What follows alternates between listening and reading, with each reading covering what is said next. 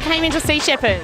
My name's Belinda, and I got into Sea Shepherd years ago when I first heard about the Antarctic whale campaign, and I've always loved whales, so when I heard that the Japanese were going down there slaughtering them, I thought someone has to do something about this, and then I found out about Sea Shepherd and thought I need to be a part of that organisation. That's exactly what happened to me. Yeah, nice! Well, I'm Nicola. This is my daughter Willa, and this is our pup Ollie. Hello, Willa. Is it Willa? Willa! Hello, Willa. Captain Paul Watson says that if the oceans die, we die. He's not referring to the horrific slaughter of pilot whales in the Faroe Islands.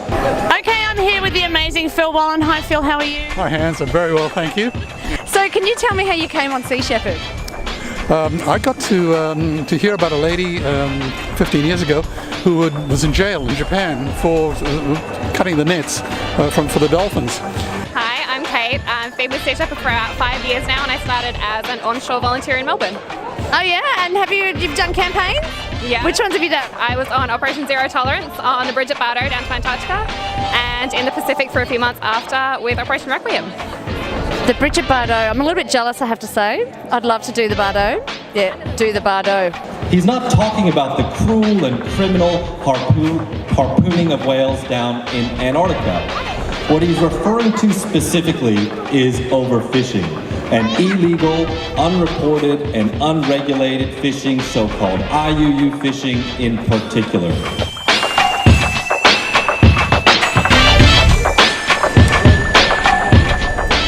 And she needed some money, and so I transferred money across to her bank account. And it turned out to be Alison Watson, who is Paul Watson's wife. And she said, would you mind meeting my husband? And I said, not at all. And a couple of weeks later, Paul called me up and asked if I would be kind enough to look after, well, he'd call Tricks in fact, look after a young man for a month. And we said, sure, by all means. And we went to the airport to pick up this little kid. And he was a young teenage boy still wearing a school jumper. And it turned out to be Peter Hammerstead. Oh my God, I love that story. So he's now become my adopted son, if you like. It's a wild desert rose. Wild desert rose. Wild desert rose. Hi, I'm Jeremy, and I came into Sea Shepherd. I followed for years what they were doing in the Southern Ocean, and then I became an onshore volunteer, but that still wasn't enough. And so I became a crew member, and that kind of isn't still enough sometimes. How could that not be enough? No, it is, but I sort of wish I could do it more often, maybe. Yeah, right.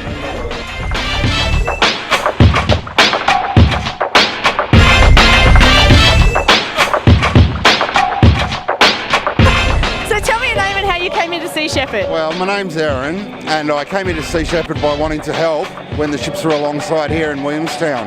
Oh, so you came in to help the ships out. What did you do on the ships? I worked as an engineer. And have you done campaign? I have, yeah. I've been on ice fish, and we went to Antarctica to chase the thunder out of Antarctica. Hey.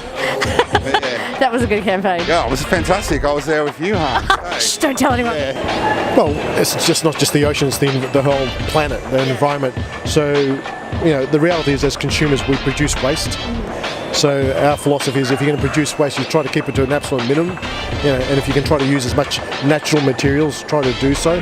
And if you can avoid using packaging, you know, we don't need more packaging in this world. So, you know, our stuff is all minimally packaged as well. That's fantastic. That's one of my pet hates is all the packaging. Yeah, there's an enormous amount of waste in the fashion industry. It's actually the second biggest pollutant in the world.